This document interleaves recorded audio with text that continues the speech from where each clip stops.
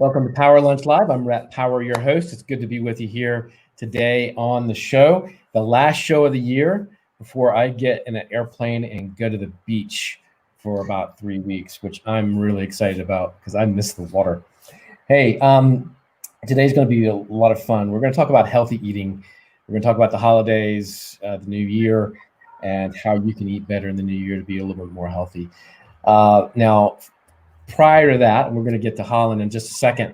I want to tell you, we do broadcast on LinkedIn. We broadcast on Facebook, YouTube, Twitter. Now, we monitor those feeds during the program, so you can actually type a message in and send us a message, and we can answer your questions live here on the program. If you like the program, give it a like or share so that your network can benefit from these conversations, and we can grow just a little bit. That doesn't hurt. And anyway, let's get to the show today. Hollan is a Cordon Bleu trained chef, health advocate, former restaurant owner, and mom of 3. He's also an author of a plant-based cookbook, and we're going to talk about the book here on the program today. She's an expert in vegan plant-based food. She's been on her own health journey for over 13 years and loves sharing her perspective and experience with food that led her change her own health. Hollan is here today to share her journey and hopes to inspire you to eat better and be more healthy. Hollan, welcome. Hello. Thank you so much for having me, Rhett. And I can hear the roosters in the, it's really early. It's really early in the morning in Hawaii. Thank you for getting up so early to be with us. I'm already up, you guys. It's okay.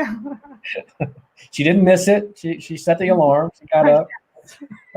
Apple helped me. I don't need you. Nice. That's awesome. So I wanted to ask you about your year. I mean, this has been a crazy year, and no denying that. So talk about, I mean, has it been easier for you to stay healthy and to eat healthy sort of in times like these? I mean, or has there been a lot of stress eating? I mean, that seems, I hear that a lot from people I talk to. I think either you're a stress eater or you're a stress starver, and I tend to be a stress starver.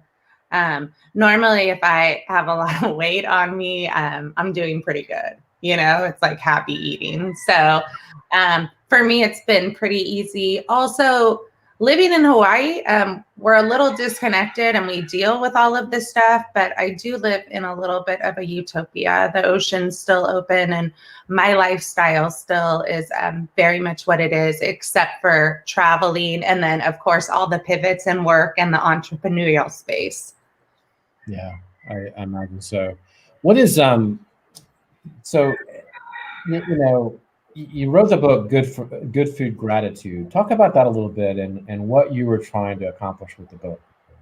It's so interesting because I just finished my second proposal, and this time around it's so different, right? Practice really does help in terms, but the basic premise of the book at that time was people would come into my house and they said that if they had me, they could eat this way. And so I thought the easiest way to get into most people's homes would be through a book. And so that's really what it was birthed from. At the time, I was being looked at with Food Network for a show. And so it also was just like a beneficial step in that. Like, it would make sense for me to start getting some of my ideas down before someone tells me what my ideas are. And so I really felt like, I need to quantify what I'm seeing in my own life and see if this is real for me and other people, or if it's just for me. So that's really what started the journey, is I wanted to share what I learned about food just with the people I love. So when is the Hollan show coming out? I know. That's funny because even with being on Food Network, right? I wasn't on Food Network. I literally was in talks with them for about 3 years back and forth. And one of the biggest things was vegan, right? It was kind of a dirty word back then. They didn't know if they wanted to do it or if it went with their advertisers. But it really set me off on my own journey, right? That's like where any failure or anything that you want that you don't get really can turn into something better. because it made me look at it and be like, okay, well, what am I putting out there? And what do I want people to know about this space? And what do I want them to know about me and health? And so it really created like my own kind of lifestyle business was born from that, because I wasn't able to do it in the way I wanted with them. Mm-hmm. Well, let me ask you this. I mean, what made you change your lifestyle? Over a decade ago, about you changed your lifestyle and the way you eat. So talk about that transition and the ups and downs of it. Was it the sort of the challenges of it? Because a lot of people I talk to say, I love food, but I love, I grew up in the South, so I love my good old comfort food, right? I know it's awful for me. I know it's awful. No, it isn't. No, it just needs new ingredients. That's it. The ingredients used to make up your favorite foods aren't supporting your body, but we want to take that recipe. That's one thing. I want to remove shame from guilt, or shame and guilt from food, right?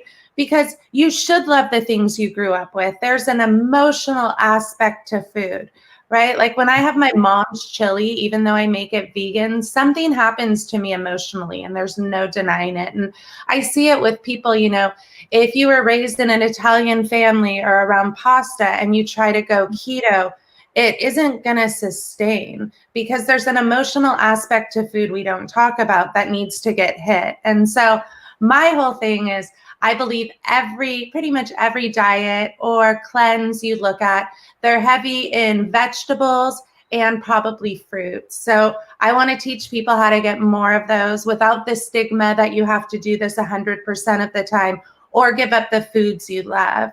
I just want to teach you replacements and have you love it enough and give your taste buds enough time for that to become your favorite dish. Yeah, I love that, what you're talking about in terms of an emotional connection, right?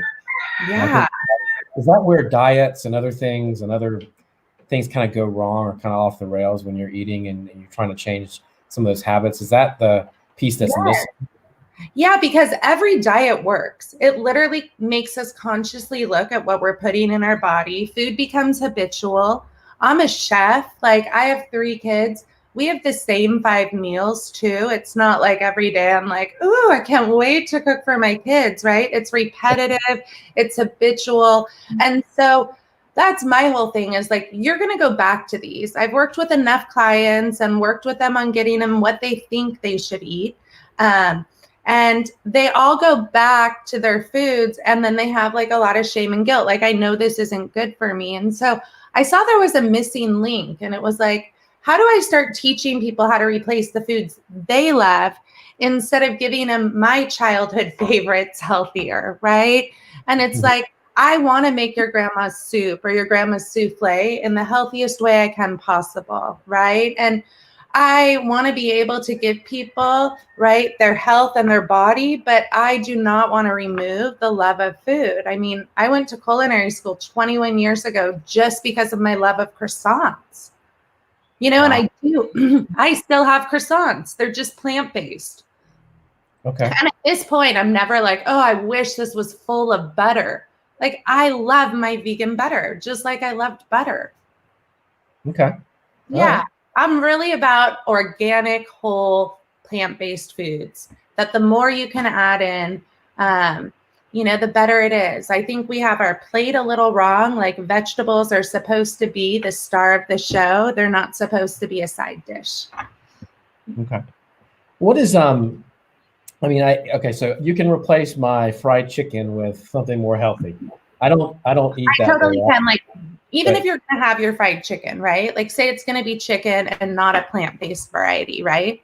I want to look at what flour they're dipping it in. Instead of buttermilk, I want to dip it in a thicker almond milk for you.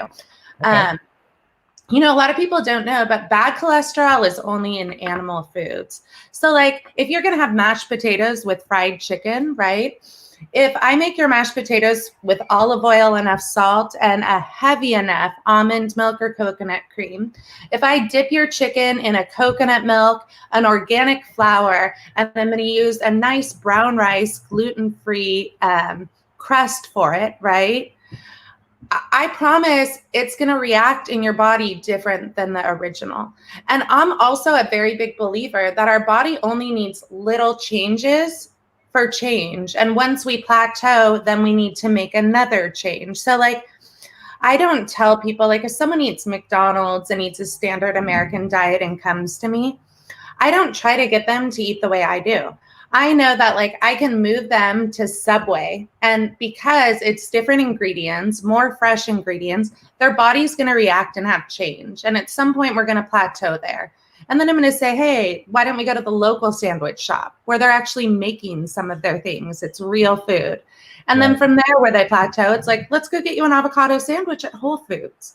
And then possibly the salad bar. And like that could take a year, and they could be exactly where they want to be body-wise, but they're not deprived, right? Right. And so that's my whole thing. Like, I am so sick of deprivation. If one more person comes to me and says they're like on a broth diet, right? And it's like, I don't mean to be negative in any way, but you're going to fail. I can't live off broth. Like, I literally probably would gain weight from a broth diet because of the amount of food I would eat after it. And so that's one thing I've seen in this space, especially when it comes to weight and disease, is that, you know, everyone thinks the foods they eat are bad. And for the most part, you know, we definitely need an overhaul of ingredients that we've been using, you know. But I want to help people have a healthier relationship with food. Like, I still eat brownies all the time. Mine are just made with brown rice, right? They have sugar in it. I mean, I'm not someone who says you can't have sugar forever, but if you're, you know, giving yourself sugar every single day and living off of it, we want to look at that habit. But I don't want to tell you you won't be able to have one food ever again. You know, I just don't think it works. And I really want to help people have like it be manageable, sustainable, and, you know, practical in their life. Bless you. That is. Let me ask you this. So what was it like switching to a vegan diet, and what, just if people are really curious, what are the benefits of that? It's from sort of a traditional diet that we mostly eat, particularly in the US and Western countries. Yeah, because I really can only speak about my experience because I'm not a nutritionist. I am not a doctor. Right. But my experience with it was I was in disease. Pretty much my whole childhood, I was sick a lot. I missed a lot of school. My periods were horrible for any females out there. And I had 3 kids fairly young before I was 30. When I had my 3rd child, it had been about a year and I had not lost the weight. I was still at about my 6-month pregnancy weight, which, you know, vanity is great for change. I'll tell you that. The thing is I had kidney stones. I had been in the ER earlier that year for them, and, you know, realized that I had probably had them most of my childhood. And then I realized I was about to be scheduled for my 3rd surgery for endometriosis. And so I just was not in health, and I had no vitality. I really didn't have vitality for life at all. And so I knew there was something inside me. There was something where it was like, you know, I think something you're doing isn't working here and you need to look at it. And a friend brought me a book all about plant-based eating. And a lot of it just made sense to me. Like, I was like, oh, that makes so much sense. Maybe I should try it. And so I decided I was going to be vegetarian for a week and then I would go vegan. And it really only lasted being vegetarian a day. I went vegan the next day and I saw changes immediately. I mean, I want to say within 48 hours, like I felt happy for the first time in like a year, you know, without anything going on, without something having to happen. You know, I just felt happy inside. And then the weight started coming off and my skin cleared up in places and my hair started growing longer. And the most amazing thing that happened is I stopped seeing my doctor for my health. And it's not, I do not tell people not to see a doctor, but I was dependent on my doctor for my health at that point. And my endometriosis went away. I'm now 14 years in. I do not have endometriosis or kidney stones. And the biggest thing I have out of it is I really feel like I own my own health. I do not want to tell anyone that like since then it's been, cruising. I have had, health ups and downs and, times where I get off track. However, I now own this ability to change my body and to get it back into health. And so for me, that's been the biggest thing. Yeah, that's incredible. And it's about, and I think we were hitting on it a few minutes ago, but there seems to be this relationship with food, right? That, yeah. And I don't know how to explain it, but I mean, that's kind of, I think what you were talking about. It's, you have a better relationship with it in a sense. Oh yeah. Like my relationship with food isn't complicated. It's very, very simple at this point. And it's very loving. And I know that may sound silly, but I choose foods that are going to bring vitality to my body. Right. And if I'm choosing those foods 9 out of 10 times, I'm killing it. If I'm picking up the brownie, or if I decide to have a bagel with just butter, right, which most people would tell you is just like countless calories, I still eat tons of foods. I just, like this morning after I have my coffee. And so like, that's one thing. I still put sugar and I do almond milk in my coffee. It's the same coffee I had when I was, not plant-based. And I don't wake up ever and wish I had half and half. You give your body a little time and it adapts and it craves the almond milk just like it did the half and half. And so for me, it's like making choices of things I love, but then I'm not going to have, oatmeal with sugar in it. I'm probably going to make a smoothie and see how I feel. So I constantly am choosing foods that support my health and checking in with myself, and I think that's so important is that there's not one plan for anyone. Like what you need and what I need are completely different things. And what you need next week or next year may be completely different than what you need now. And so that's another thing. Like, I wish I could sell you a diet and you could, measure it out and know exactly what it was and it kept your body where it was and in. But we're biological beings that are ever changing and aging, and our needs change. And I think we need to address that in this space. Like there is not one plan for anyone that's going to work for everyone. And there's not one plan for you individually that's going to work your whole life. There wouldn't be such an abundance of ingredients and things if there was supposed to be like one pill we take to stay in health. A lot of people are struggling right now, right? And I'm kind of curious on your take on this. Is how do we eat healthy right now when a lot of people are struggling with money? They're struggling with because I think the perception is, and maybe I'm wrong, but to eat healthier is more expensive, right? And cost more. Or is that a misperception? And can people sort of budget well or be on a budget, but yet eat really healthy? Yeah, I think they can, because when I look around, like I avoid pretty much the meat aisle and the cheese aisles, right? I go right to the produce. But for the most part, produce is way cheaper per pound than meat or cheese, if you look at it. And so that's part of it, is that what you're willing to spend money on, right? Like people would be like, I would never spend $6.99 on broccoli. That's ridiculous, but have no problem spending $20.99 a pound on filet mignon. So a lot of it is breaking up with our beliefs in terms of value, right? Like, is the steak more valuable than the broccoli, right? And so I think there's something around where people don't want to spend money on veggies, and high quality veggies, if you've ever watched anyone garden or farm, definitely should cost some money. It's a lot of work, right, for them to produce the food. And so for me, when I made this switch, because my house is completely vegan, I went to completely organic. And I can't say that my grocery bill was more. It just was different, right? Like in Hawaii, we pay a lot for groceries. So when I go to the mainland, I think all of you have it very, very cheap. But the truth is you can make a transition. And if you're on a budget with it, like that bagel that you get toasted that costs $4 at Starbucks or whatever, you could have bought a potato and thrown it in your toaster oven and it probably would have cost you like 70 cents.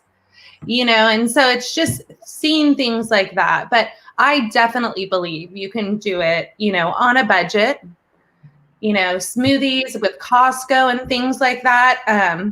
Definitely. My smoothie probably cost me about $2.50 to make for the meal. Whereas if I went out and bought it, it would have been $11. Fair enough. Fair enough. Grabbing a book to grab some example. I love it. What's the trick to getting kids to eat healthy? Not Done it with your kids. What's that? Not giving them options. Okay, there you go. I made my house vegan, right?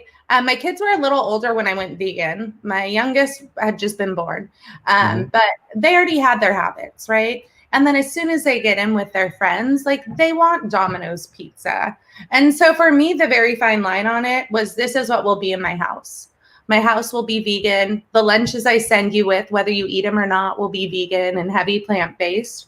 And kids are humbling. My kids, none of them follow a vegan diet, and I don't know if they will when they're older, but they all love vegan foods. Last night we did an English breakfast for dinner.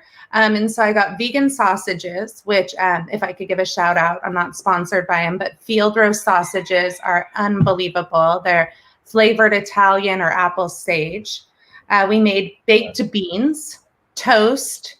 We did sauteed kale, and then we did roasted potatoes. It definitely was like a breakfast for dinner. But there's nothing missing from that. My kids aren't like, oh, I wish this was real sausage, or is there cheese on top of it? So as long as you're giving them foods that taste yummy and are close to the original, they're going to continue eating that way. Yeah. And eventually they'll just eat because they're hungry. So. Right. And that's the thing. This is true for kids, and this is true for yourself. If you don't want to have foods that you don't want to eat, don't have them in your home. I go to people's houses and they're like, yeah, but the Oreos are still good. I only eat a couple a night. And it's like, well, are you okay with that? And they're like, no. I'm like, stop buying them. If it's in your fridge or in your cupboard, you're going to eat it. Right. Bottom line. Right. And your kids are going to eat it. And it's amazing. Probably if you look at the money that you spend on that kind of stuff, I mean, anyway, talk about your reset. So you have a 5-day reset and a 22-day reset. What is that? So there are two different ones. So my 22-day reset is 22 days to plant-based, and it teaches people very easy, practical steps to going plant-based. It includes a replacement guide for changing every one of your cabinets, fridge, freezer, in your kitchen. And it really slowly eases people in. Like for the first week, we just do a smoothie and we do a salad added into what they already eat. So I want people to see how they feel having whole plant-based foods in their regular diet, because maybe you just need extra veggies. And then the second week, we actually go vegan completely, and you can see how your body feels different between those. And then the third, we actually go gluten-free. And I don't put all of these things together because I think everybody's different, and I think everyone needs to have their own transitions to see how they feel, right? And if you don't feel better on the gluten-free, you don't have an issue with gluten right now, so you can eat it, right? And kind of starting to understand those things. And then the 5-day reset is just super easy and quick. It's 20 videos, so 20 recipes. And it just shows people 20 new recipes that they can add in. If they do all 5 days, they're going to feel incredible. But I'm a big believer in resetting the foods you eat. And then all of a sudden, you want a smoothie, you want a salad, right? Your body wants those things. I'm just supposed to be a little guiding light shining. Healthy foods can make you feel good. And so I'm a big believer, if you eat them for 5 days, you're going to be choosing healthier things after. Yeah, that's probably true.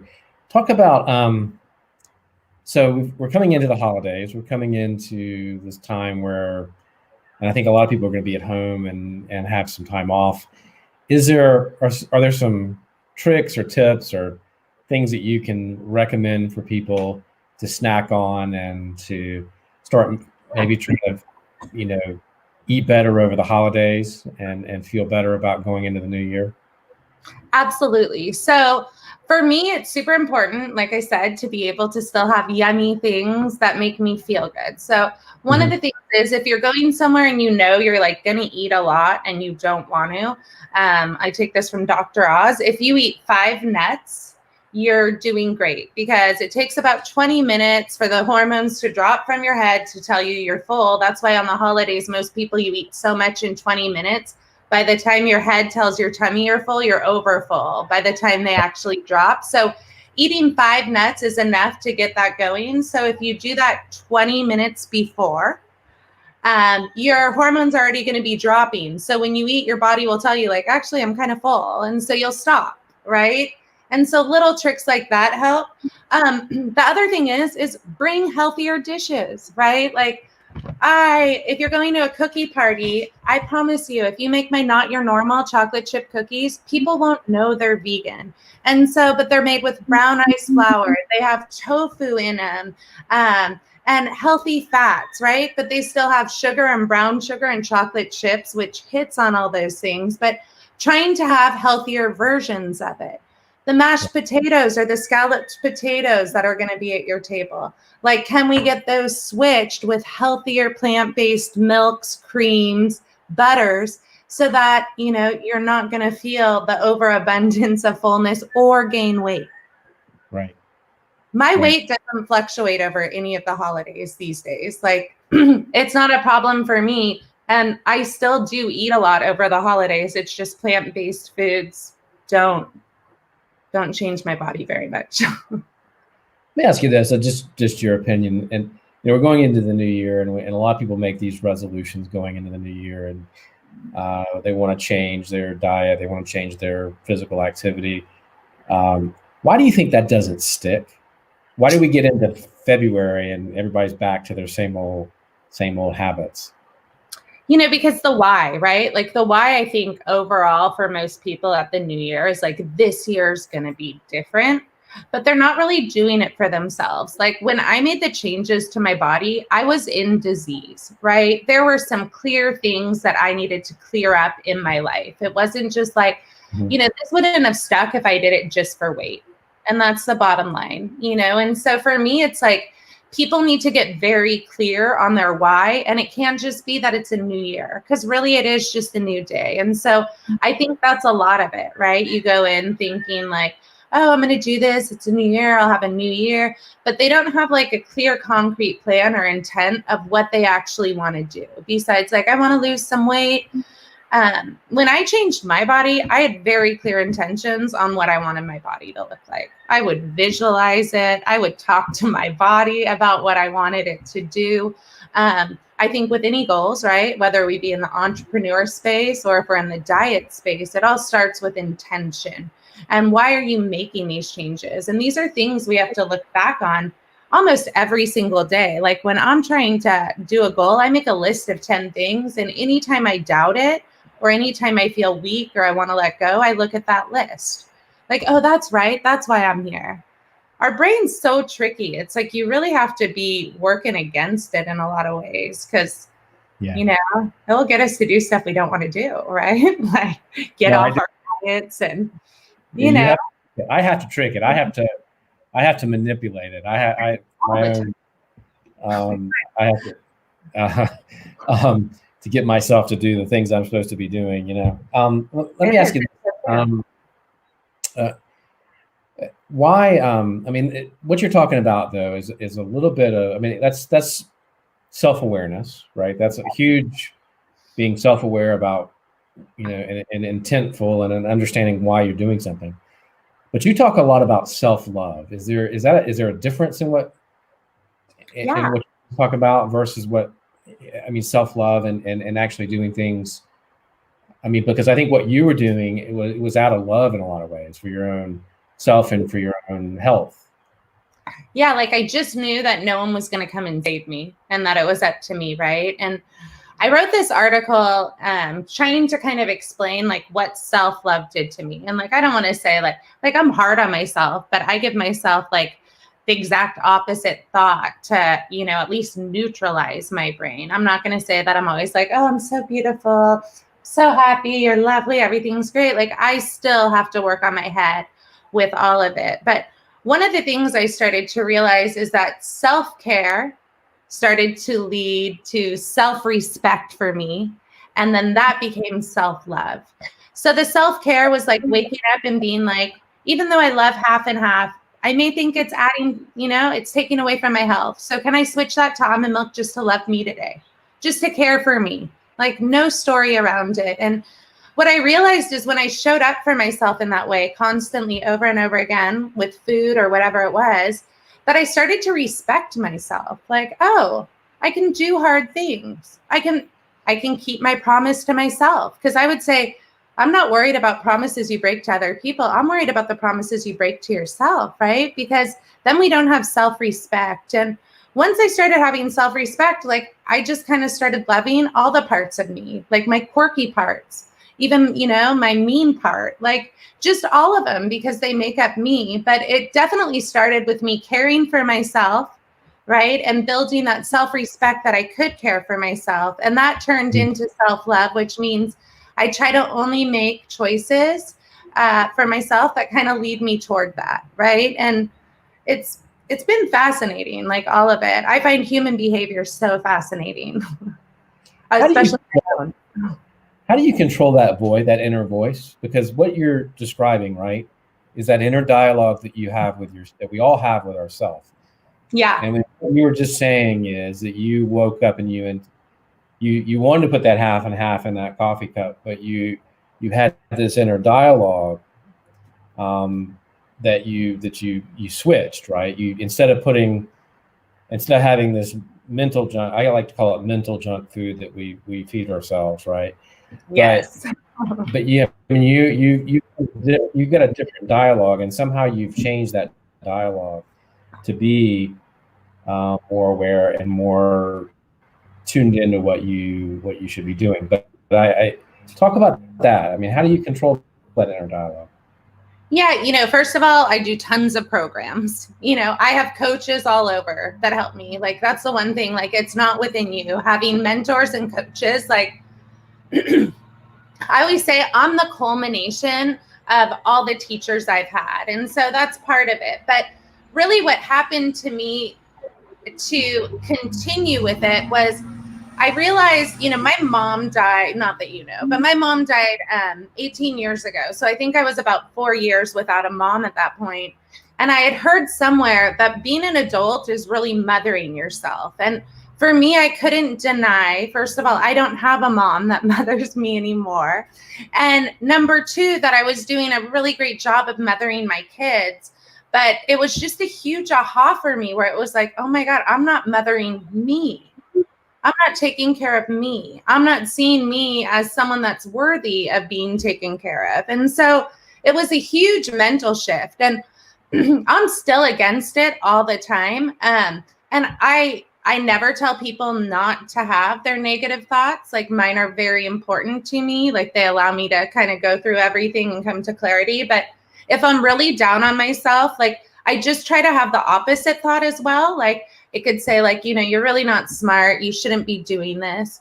And, you know, I would say, you know, that could be very well true. But on the whole other end, I could be very, very smart, and this could be my calling, and I'm meant to do it. And so I try to neutralize my thoughts. I don't try to be like, oh, no, how silly of you to say you're not smart, because that part lives inside me, right? And I don't want to even put that part down. So it's just kind of like, well, brain, that's really interesting, and that could be true. However, what if the opposite's true, right? And that's the same thing with food for me, right? I look at it and I'm like, are you going to bring me closer to vitality or are you bringing me closer to death? And I'm going to choose, you know. And also in like this world of health and, you know, fitness and everything, like, I stopped telling people I could help them live longer. Like, I'm 43 years old. I do not know my life expectancy. I do not know if this is going to change it, but I do know adding fruits and vegetables into my diet, you know, gave me vitality in my day. I mean, all you can do is speak to what it made you and how it's changed you.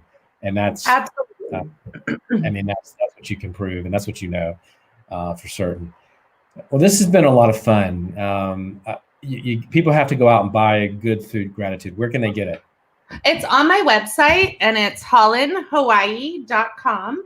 And, if I could leave your peeps with anything, I would just say, start to question some of your beliefs around food, your beliefs around your body. Maybe question, did you inherit that disease from your family, or did you inherit their habits that you're continuing? And just start to think about it, right? I mean, that was the best thing I could do, was like, oh my God, what if I was wrong on food? What if I held on to all these thoughts that really aren't true, and they're only hurting me in the long run? And so start to break up with some of your beliefs. Like, look at them, question your brain. Like, wait, maybe fruit's bad for you, but what if the opposite exists and it's really good for me, right? And get back to that neutral place, and then use your body as an experiment. Eat fruit and see how you feel. I don't care how the keto doctor thinks you feel. I want to know how you feel.